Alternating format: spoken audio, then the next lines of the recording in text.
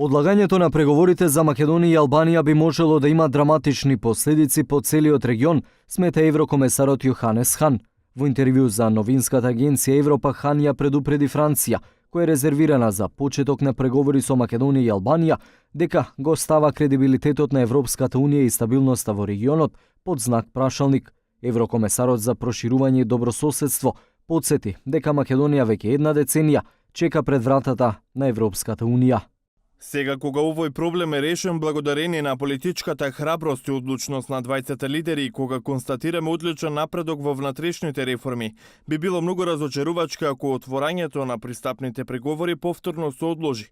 Уверен сум дека земјите членки ќе ја донесат правната одлука, како за Северна Македонија, така и за Албанија, која исто така бележи добар реформски напредок, посебно во правосудството.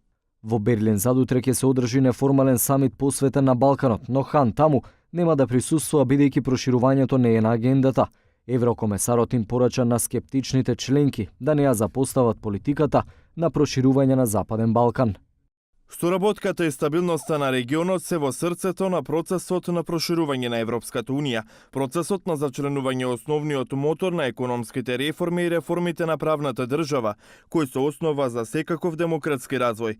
Регионалната соработка како интегрален дел на процесот на проширување е суштинска, затоа што без решение на билатералните спорови, земјите нема да може да се зачленат во Европската унија.